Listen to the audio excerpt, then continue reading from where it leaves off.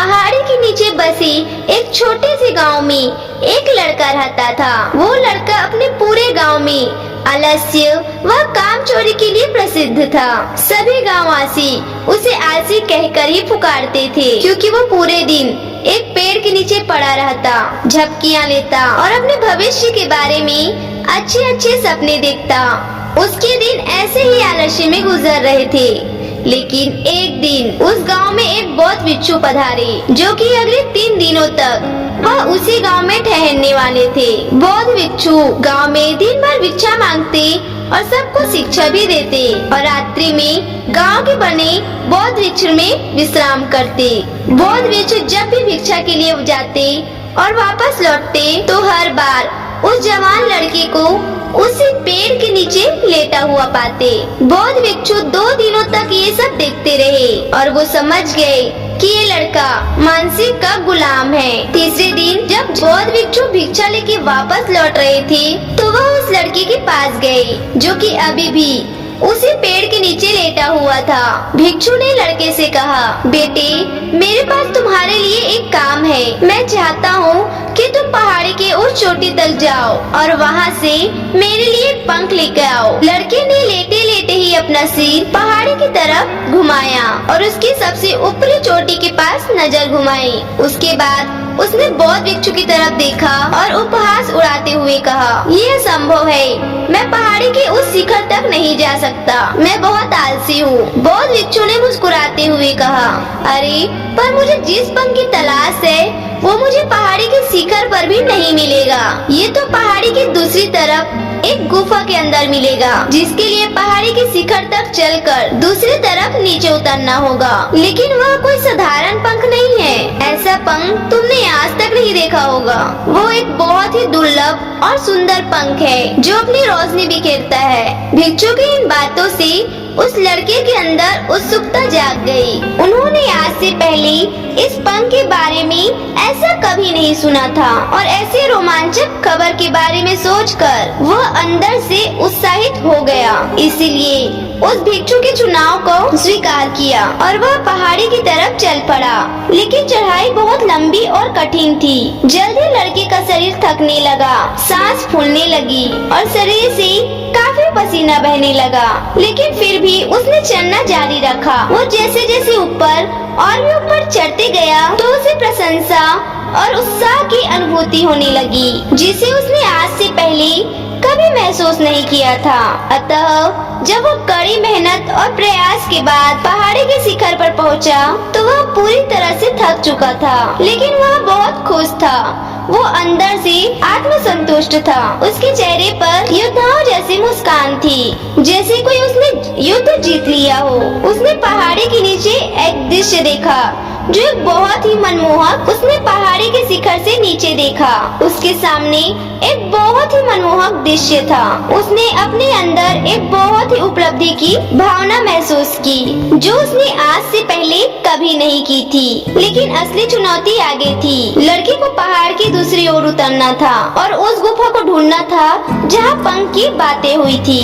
नीचे उतरना और भी मुश्किल और खतरनाक लग रहा था, क्योंकि ढलान ज्यादा खड़ी थी। चढ़ाई करते के समय लड़का लड़खड़ाया और कई बार गिरा भी था, तो डर भी उसके अंदर था। लेकिन पंख को बिच्छू को लाके देने की वादे की वजह से लगातार आगे बढ़ता रहा। जब काफी कड़ी मेहनत के बाद वो गुफा में पहुंचा तो उसने देखा कि पंख वहीं पड़ा हुआ था, जो गुफा के द्वारा छनकर आ रही रोशनी में चमक रहा था। उसने पंख उठाया, लेकिन उस पंख की सुंदरता को देखकर चकित रह गया। वह काफी देर तक पंख को ही घूरता रहा, लेकिन फिर अचानक उसे याद आया कि अभी तो उसे वापस भी जाना है। उसने खुद की तरफ देखा। वह पूरी तरह से थक चुका था। वह चिंतित हो गया कि वह पहाड़ पे कैसे चढ़ेगा और भिक्षु तक पंख कैसे पहुंचाएगा।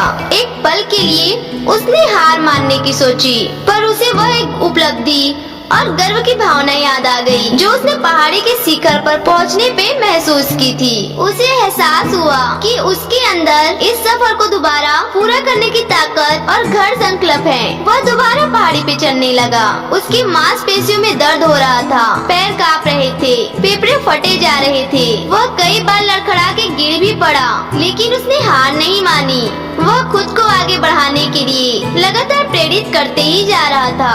अतः प्रयास और घंटों की कड़ी मेहनत के बाद अंततः जब वह बौद्ध भिक्षु के पास पहुंचा और उनके हाथों में वह पंख रखा तो उसकी खुशी का ठिकाना न रहा। उसे महसूस हुआ कि आज उसने अपने आलस्य पर काबू पा लिया है और कुछ महत्वपूर्ण काम करके दिखाया है। उसके चेहरे पर इतनी खुशी और संतुष्टि का भाव देखकर बौद्ध भिक्षु मुस्कुराए और बोले, बहुत बढ़िया मेरे बच्चे, आज तुमने जीवन का एक बहुत ही महत्वपूर्ण शिक्षा प्राप्त की कि आलस्य कोई ऐसी चीज नहीं है जिसे स्वीकार कर लिया जाए या सहन किया जाए। आलस्य एक चुनौती है जिसे दूर करना होगा। ये एक बाधा है जिसे पार करना होगा और आलस्य को खत्म करने के लिए तुम्हें अपना पहला कदम उठाना ही पड़ेगा। अपने लक्ष्य की ओर चलना ही पड़ेगा और तब तक चलते रहना पड़ेगा जब तक तुम अपने मंजिल को हासिल नहीं कर लेते। लड़के ने भिक्षु के शब्दों की गहराई और उसके महत्व को समझते हुए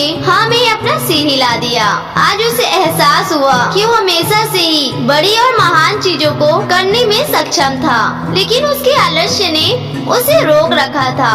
अब वह जानता था कि उसके पास अपनी आने वाली जिंदगी में बाधा के हटाने की ताकत और संकल्प है। उसके बाद भिक्षु ने उस लड़के को आशीर्वाद दिया और उस गांव से चले गए। इस कहानी से सीखने वाली बात ये है कि जब हम असंभव लगने पर भी अपने लक्ष्य को प्राप्त करने के लिए खुद को आगे बढ़ाते हैं, तब हम अपने भीतर ऐसी ताकत की खोज करते हैं जिसके बारे में हम पहले कभी नहीं जानते थे। आलस्य पर काबू पाने के लिए हमें खुद को चुनौती देनी चाहिए। वह बड़े और महत्वाकांक्षाएं लक्ष्य बनाना चाहिए, फिर चाहे वो लक्ष्य कितनी ही बड़ी क्यों न हो। हमें लगातार खुद को मानसिक और शारीरिक रूप से उस पे ढकेलते रहना चाहिए और असफलताओं और बाधाओं को सामना करने पर भी अंदर से मजबूत बने रहना चाहिए। हमें अपने लिए एक नियम बनाकर उस पे टिके रहकर अपने दैनिक आदतों और दिनचर्या में अनुशासन और निरंतर तभी विकसित करनी चाहिए। हम तभी कुछ ऐसी आदतें बना सकते हैं जो हमें मन न लगने पर भी ध्यान केंद्रित करने और क्रियाशील बने रहने में मदद करती है।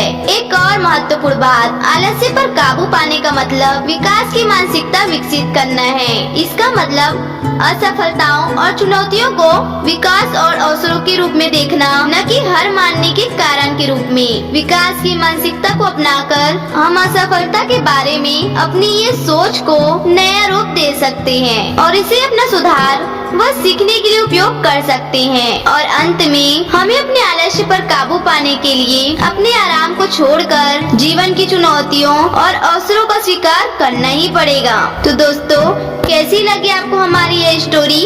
कमेंट करके जरूर बताएं और अगर आपको हमारी यह स्टोरी अच्छी लगी हो तो वीडियो को लाइक और चैनल को सब्सक्राइब करना बिल्कुल भी ना भूलें। अगली बार हम फिर मिलेंगे खास वीडियो के साथ, तब तक के लिए बने रहें। धन्यवाद।